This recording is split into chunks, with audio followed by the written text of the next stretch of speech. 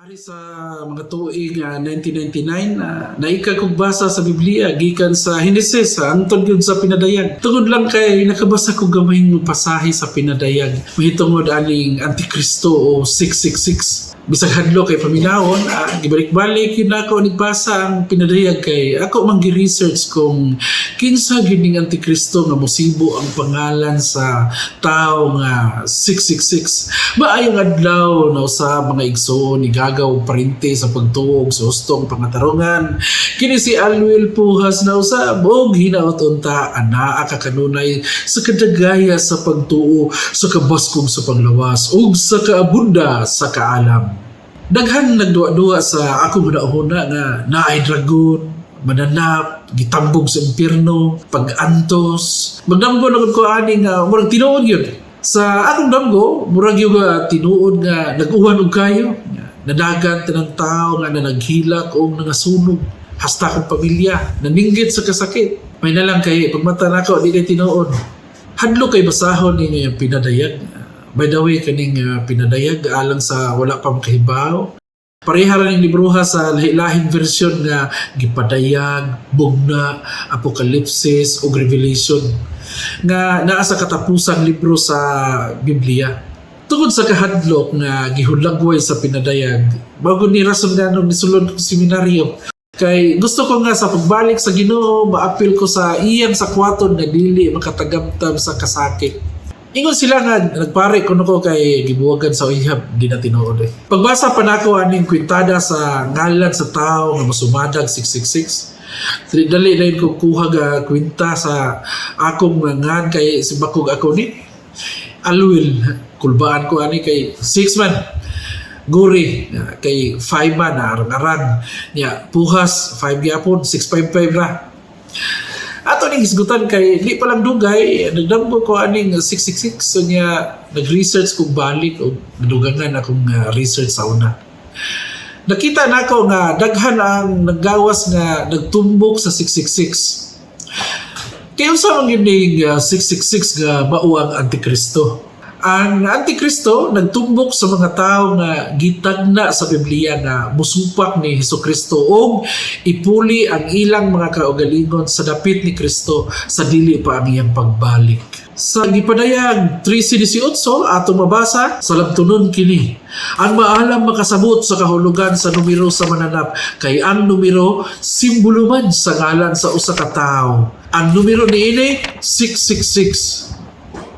Atong makita din nga ngalan sa tao ang nasulat ug dili titulo sa tao. Kanang maingon nga titulo sa tao ang kwintahon, gikuha nila ang pulong ngalan, nya gidugangan nila og pulong titulo.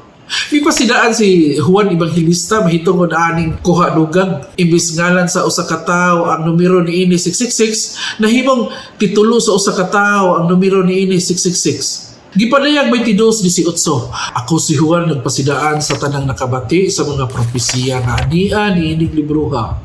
Ang magdugang niini dugangan usab sa Dios ang ipahamtang kanila nga mga katalagman nga gisgutan niining libruha. Sa bersikulo 19, ug ang magkuha sa mga panagna nga ania dinhi, kuhaon usab sa Dios ang iyang bahin sa kahoy nga naghatag sa kinabuhi ug ang iyang bahin sa balaang syudad nga gihisgutan dinhi niining libruha. Atong balikon, dili titulo sa tao, kundi ngalan sa tao ang mananap nga mosumadang 666. Ug ang moingog titulo sa tao, dugangan ang ipahamtang ng mga katalagman. Ug ang magkuha, kuhaon ang iyang bahin sa kahoy nga naghatag sa kinabuhi. Si San Juan Evangelista miingon sa 1 Juan 2:18 ngadtos 22. Mga anak, doon na ang katapusan sa kalibutan. Nakadungog kamo nga buanhi ang kaaway ni Kristo ug karon ani ana ang daghang mga kaaway ni Kristo. Busa, masiguro nato nga duol na gyud ang katapusan. Bibulang ka nato kining mga tawhana kay dili man sila tinuod nga sakop sa atong pundok. Kung tinuod pang ato silang mga kauban, magpabilin unta sila kanato. Apan namiya sila aron mailhan gayud nga sila dili kauban nato. Apan kamo, gidihugan niya nga balaan. Busa, nasayod kamong tanan sa kamatuuran. Gisulatan ko kamo dili tungod kay wala kamo masayod sa kamatuuran. Kundi tungod kay nasayod kamo niini o nahibalo nga walay bakat nga magikan sa kamatuuran. Karon, kinsa man ang bakakon? Ang bakakon mao kantong nag-ingon nga si Jesus dili mao ang Kristo. Siya ang kaaway ni Kristo. Kay gisalikway man niya ang amahan ug ang anak. Atong punan sa 2 Juan 1:11 nag-ingon usab. Aniya karon sa kalibutan ang daghang magtutudlo nga bakakon. Wala sila motuo nga si Hesukristo nagpakatao. Mao kini sila ang mangingilan ug ang kaaway ni Kristo. Busa, pagbantay kamo aron dili mawala kaninyo ang inyong gihaguan. Kun dili, makadawat hinuon kamo sa hingpit nga ganti. Ang tao nga wala mong pabilin ug wala motuman sa pagtulun-an ni Kristo, wala kaniya ang Dios. Apan ang amahan ug ang anak anaa kaniya nga nagsunod sa pagtulun-an ni Kristo. Busa, kung may muanha kaninyo nga dili magtudlo niining pagtulun-ana, ayaw sing dawata sa inyong balay. Ubisan gani sa pagtagad kaniya. Kaya ang magtagad kaniya nag-ambit sa dautan niyang buhat. Dugangan pa ginato sa 1 Juan 4:2 ngadto sa 3. Mailan ninyo kung ang maong espiritu iya ba sa Dios pinaagi niini.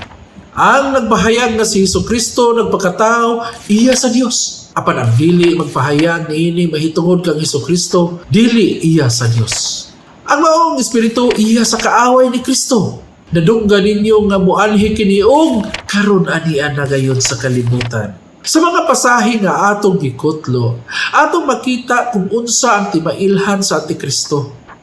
Kaaway ni Kristo, mibulag, dili tinuod sakop sa pundok sa mga apostolis, wala magpabilin, namiya, dili kauban sa mga apostolis, bakakon, misalikway sa amahan ug sa anak. Daghan ni sila, wala sila mutuo nga si Hesukristo nagpakatao, mangingilad, dili iya sa Dios. Si Kristo diha sa Mateo 16:18, nagtukod magsimbahan diha ni Pedro. Dili basta-basta ning simbahan kay Dios gyud ang nagtukod na ini. Og dili ni matalikod, dili maundang, dili mahunong, dili mabugto, bisan pas ganghaan sa kamatayon. Nganong mapadayunon man ning simbahan? Kay Dios may nagtukod. Salmo 127:1, gawas kun ang Ginoo mao'y magtukod sa balay, kawag lamang ang kahago ni adtong nagtukod niini. So katong tinukod og tao masimbahan diya, kawang lang yun ng simbahan. Bisan pag ipaangko na nga kang Kristo, kawang lang na matong pasalmo. Kining simbahan katong gitukod kaniadto sa 33 AD dito sa Jerusalem, naani hangtod karon kay saan man nga dili mabuntog og dili matalikod. Ang moingon nga natalikod ning simbahan gipakabakakon si Kristo niini og nakaminos ni Kristo. Nya kay matalikod man nagtuo ni sila nga tawo ra gid si Kristo. Nya daghang namiya nining simbahana. Katong namiya o mitalikod mautoy mga antikristo. Mitalikod. Katong nagpabilin mautoy tinuod nga iya sa Dios. Naay mitalikod, naapoy nagpabilin. Nagtukod og simbahan si Kristo. Nya nagtukod sa kaniimong simbahan. So may katungod nimo nga magtukod-tukod man kag simbahan nga di man ka sa Kristo. Moingon ra bagid ni sila, ka Kristo ning simbahan, brad. Ilom. Ikay nagtukod na, imo na, ayaw ipasangil nga kang Kristo na. Nihiling bahina. Maila nato nga ang nagtukod og simbahan nga gipasangil nga kang Kristo, mao ang mga nagpaka-Kristo ug mao gayon ang Antikristo. Gitawag kini silang kaaway ni Kristo. 1 Juan 4:2-3. Daghang misuway pagkwinta sa 666 ug biyagyag sa mga kwintada ang mga Protestante. Ang mga Protestante nagtuo nga ang Santo Papa mo'y Antikristo ug gihimo gani kini nila ingong doktrina hinungdan kung masaag ka sa sulod sa tigom sa mga Protestante, sa Madista, Pentecostal, Baptist, Methodist, Evangelical, Saksi ni Jehovah, Iglesia ni Kristo, dating daan. Daghan pa. Dili gyud na mawala ang paghisgot o pagpagdaot sa Iglesia Katolika. Labi na sa Antikristo nga maton pa nila, mao ang Santo Papa. Ang uban miingon nga si Nero, ang uban usab miingon nga si Muhammad. Napoy miingon nga si Martin Luther ng 666. Ang uban nag-ingon nga si Ellen Goldwhite man na, founder sa Seventh-day Adventist Church.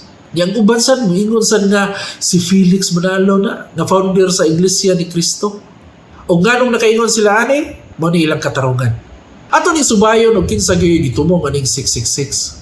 Kung nagani ni sa atong relihiyon, walay nangay. Biyata ni relihiyon na. Kay kanang relihiyon na nga, naa diha ang 666, mahiagom kini sa silot, ug pagayon yuron kini sa impierno. Ang pinakaunang niimbento aning kwintada sa 666 mao ang protestante nga si Andrea Silwig pag 1612 sa iyang libro Antichristos Romanos. Pag 1866 gihanyag kini ni Uriah Smith ngadto sa mga Seventh-day Adventist Church sa iyang libro nga The United States in the Light of the Prophecy. Matod pa niya nga ang korona sa Santo Papa gimarkahan og titulo sa Santo Papa nga Vicarius Filii Dei. Sa Bisaya pa, puli sa anak sa Dios. Nga kung kwintahon, mugawas nga 666. Mao kini ang numero sa mananap ang pagkasanto Papa. Ug mauni rason nga nung hangtod karon gigamit kini sa mga Adventista kay gipanghigusgan man kini ni Ellen G. White sa iyang libro nga The Great Controversy. Apan si Leroy Fromm pag 1948 nga usa gihapon ka Adventista, misaway nining pagtuhoa. Misaway gihapon sa iyang mga kauban nga Adventista. Mingon siya nga, dili ta magpataka og pasangil kay ato mang nakita nga walay bisan usa ka korona sa Santo Papa nga dunay marka nga Vicarius Filii Dei. O nga ang Vicarius Filii Dei dili man titulo sa Santo Papa. Isip mga tigmantala sa kamatuoran, kinahanglang imantala nato ang kamatuoran nga matinud-anon. Wala gayo tinumutumo nga makatabon sa atong pagyagyag sa kamatuoran. Bisan pas mensahe ni Fromm nga buot palutawon ang kamatuoran. Gipadayon gihapon ang pasangil o bakak sa Seventh-day Adventist Church. Kay mas gipalabi nila ang bakak kaysa kamatuoran aron lang dautan ang Santa Iglesia. Gigamit usab kini sa Iglesia ni Kristo nga kahimanan aron mahadlok ang mga Katoliko sa panghinaot nga makabig sa ilang pundok. Kwintada sa uban nga siniro ang 666 nga emperador nga naglutos sa mga Katoliko ni adtong panahona. 200, 60, 100, plus 50, 6, 250, sumada, 666.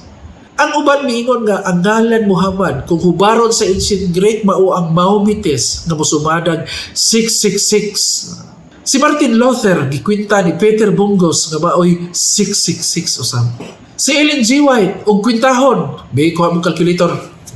50 plus 50, 100. 5 plus 50 plus 500 10 plus 1 igo kaayo nga 666 og sumadahon tanan. Arit ang Felix Manalo. Ang Felix usa ka pinulungan nga Spanish nga gikan sa Latin. Ang Manalo tinagalog nga kung Bisayon mananaog. Ato ning baron sa Spanish umao kana ang Vencedor.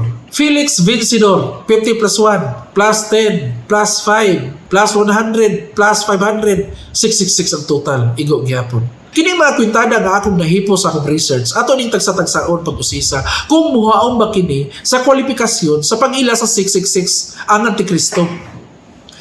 Ang kwalifikasyon mautong atong gisgutan ganina nga ngalan sa tao. Ngalan sa tao ang kaaway ni Kristo. Unya mibulag, dili tinuod sakop sa pundok sa mga apostoles, wala magpabilin na miya. Dili kauban sa mga apostolis, bakakon, bisan likoy sa amahan ug sa anak. Daghan ni sila. Wala sila mutuo nga si Jesucristo nagpakatao. Mangigilan, dili iya ni Kristo.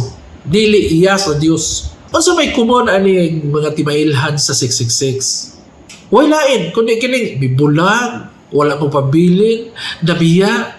O angay naton ibutang nga maoy pinakabugat nga rason sa 666 o Antikristo. Ako ning panghingusgan. O ako ning panghimugatan. Sa akong research, akong nabantayan nga ang nagsuwat sa pinadayag diin gisgutan ang 666 si Juan Evangelista. Si Juan maoy master aning kapika. Ang tulo ka suwat ni Juan naghisgot sa mga sakop sa simbahan nga mimbiya o ang uban nahimong babag o naghatag og kadaot sa simbahan. Atong balikon, Juan nga mao'y nisuwat mahitungod sa 666. Butang na to. Juan 666. Atong paklion ang Biblia sa Juan Kapitulo 6, versikulo 66. Walay laing libro sa New Testament nga naay kapitulo, versikulo nga 666 ang Ebanghelyo ra ni Juan. Atong basahon, tungod ini, daghan sa mga tinunaan ni Jesus ang bibiya ug wala na gayon mo kuyog kaniya. Bibiya niya, wa na gyud mo kuyog kaniya. Kining Santo Papa, muhaon ba ni sa 666? Dili yun. Nga naman, unang-una, walay titulo ang Santo Papa nga Vicarius Filii Dei. Kani palang daan, bakak na. Kinsa ang amahan sa bakak? Juan 8:44, paklian ninyo. Sa Annuario Pontificio o Pontifical Yearbook 2009, nakalista ang mga titulo sa Santo Papa. Ug mao ni Bishop of Rome, Episcopus Romanus, Vicar of Christ, Vicarius Jesu Christi, Successor of the Prince of the Apostles, Successor Principes Apostolorum, Supreme Pontiff of the Universal Church, Sumus Pontifex Ecclesiae Universalis, Primate of Italy, Primatus Italiae, Metropolitan Archbishop of the Roman Province, Archiepiscopus Metropolitanus Provinciae Romaniae, Sovereign of the Vatican City State, Superanus sui iures civitatis Vaticanae, Servant of the Servants of God, Servus Servorum Dei. Ang dakong pangutana, asa man diha ang Vicarius Filii? Kay wala man dinhi ang Vicarius Filii, atong naklaro nga bakak tumo-tumo ang gihimo sa simbahan sa Bandista o Iglesia ni Cristo o uban pang mga protestante. Hasta ng ubang mga Baptist, Pentecostal, Methodist, kamong tanan nga bituon niini bakak. O kay bakak man, ang ilang amahan mao ang Juan 8:44, kanihong pagbasa. Ilang gisuksok og maayo ang Vicarius Filii aron ilaron ang mga huyang. Gihimuan nilang titulo ang Santo Papa aron bulingan og panamastabasan. Ikaduha nga rason nganong dili mahaom ang Santo Papa sa 666 kay dili titulo sa tao ang kwintahon, kundili unsa man ngalan sa tao. Gipadayag 13:18, salabtunon kini ang maalam makasamot sa kahulugan sa numero sa mananap. Kaya ang numero simbolo man sa ngalan sa usa ka tawo. Ang numero niini 666. Ikatulong timailhan nganong dili mohaom ang Santo Papa sa 666 kay wala siya mibulag sa simbahan nga tinukod ni Kristo. 1 Juan 2:18-22. Nagpabilin ang Santo Papa sa simbahan nga tinukod ni Kristo. Matthew 16:18. Ikaupat nga katarungan nganong dili mohaom ang Santo Papa sa 666 kay dili kini mini nga propeta. Ang uban nagpaka-propeta, ang uban nagpaka-anghel, ang uban nagpaka-anak sa Dios, ang uban nagpaka-son of God, ang uban nagpakadakilang pantas. Unsa ra may giangkon sa Santo Papa? Servant of the servants of God, alagad sa mga alagad sa Dios. Ikalimang sukaranan nganong dili mohaom ang Santo Papa sa 666. Kaya ang Santo Papa wala magpaka-Kristo ug wa magpaka-Dios. Si Hesus Kristo Dios og nagtukod kining simbahan. Katong mga simbahan nga tinukod lang og tao walay pulos. Og kawang lamang Salmo 127:1. Ang nagtukod og ilang kaugalingong simbahan ug sabot na nagipasangil nga iya kag Kristo, nagpaka-Kristo sa ilang kaugalingon. O gipulihan nila si Hesus Kristo ingong magtutukod sa simbahan. O milingkod sila sa ilang trono ingong magtutukod sa ilang simbahan. Makita nato sa mga sukaranan sa pag-ila sa 666, walay napasaran ang Santo Papa.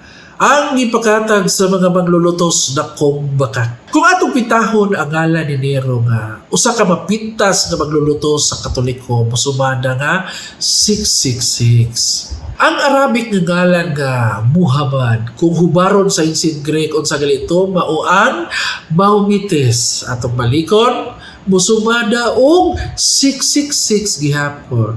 Apan kung atong utingkayon pagbalik ang timailhan, ang timaan sa 666 ngalan man sa tao, mipasar ang napita si Nero o si Muhammad. Unya Antichrist ni siya. Ug unsa ang Antichrist? Katumang namulag sa pagtuo, magpakapropeta, o kay nagtukod magsimbahan si Hesus Kristo, managpanukod usab silang ilang kaugaling simbahan. Magpaka-Kristo usab ni sila. Sa ato pa, bisan kinis Nero o Muhammad, daghan kaayong napatay ng mga Katoliko, dili pa ni sila mao ang 666 ug may labing mas bangis ug mas mapintas pa nila nga mao gayud ang 666. Kining Nero o Muhammad mipatay sa lawas sa mga Katoliko sa dugay kapanahonan.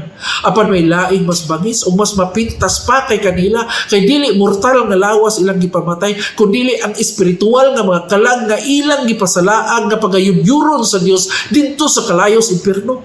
Si Luther gikwenta ni Peter Bungos nga mao'y 666. Si Martin Luther gikan sa Katoliko.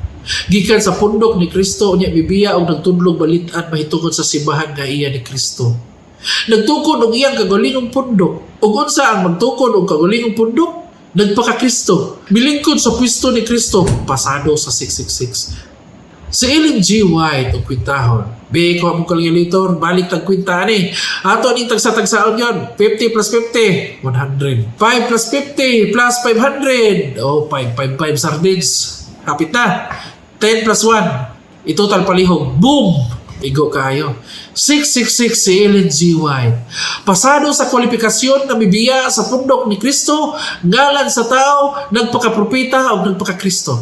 Unang-una, ngalan sa tao, Ellen G. White, pasado kaayo, 666 Antikristo.